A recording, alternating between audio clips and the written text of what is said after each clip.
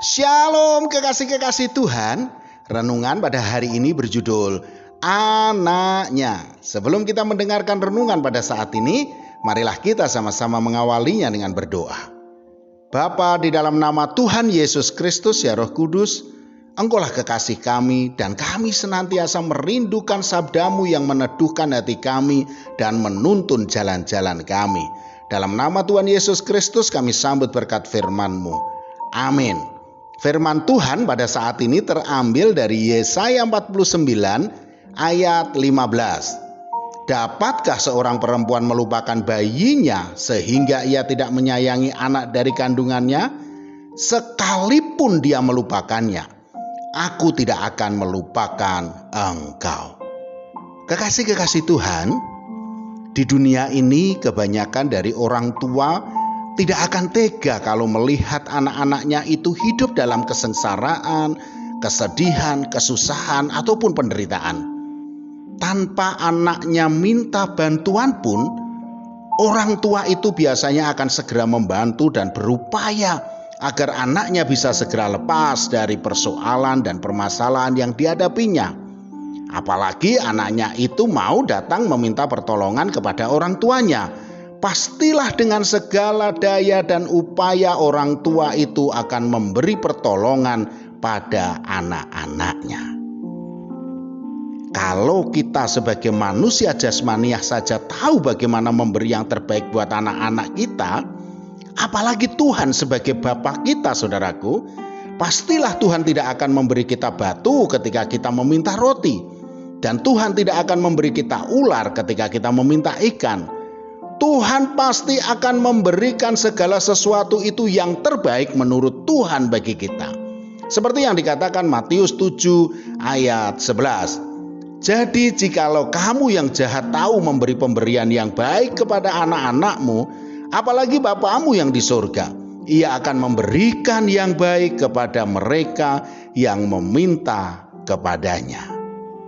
Saya tegaskan lagi, saudaraku, bahwa kita ini adalah anak-anaknya.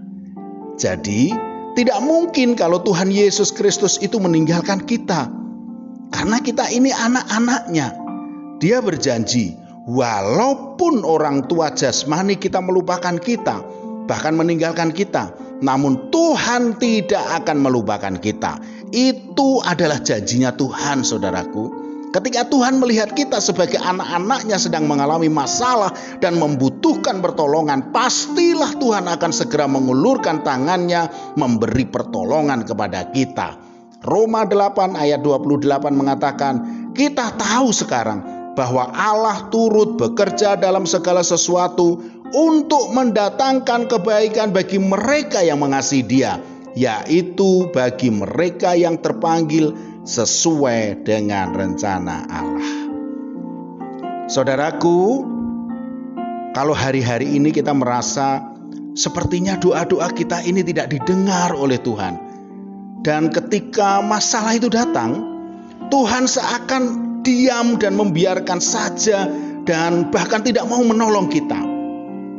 Hal itu bukan karena Tuhan tidak mau menolong, saudaraku. Tuhan itu sangat-sangat ingin menolong kita. Tetapi ada dosa yang menghalangi tangan Tuhan memberi pertolongan kepada kita. Seperti yang dikatakan dalam Yesaya 59 ayat 2b. Dan yang membuat Dia menyembunyikan diri terhadap kamu sehingga Ia tidak mendengar ialah segala dosamu. Saudaraku, Tuhan itu sangat sayang pada kita. Dia sangat mengasihi kita. Marilah kita tanggalkan dosa-dosa kita dan kita mohon ampun kepadanya.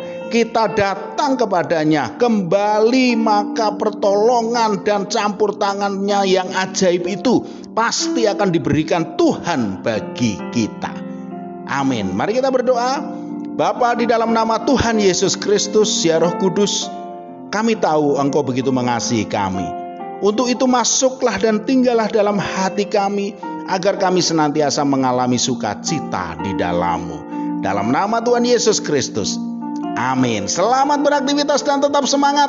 Tuhan Yesus Kristus memberkati.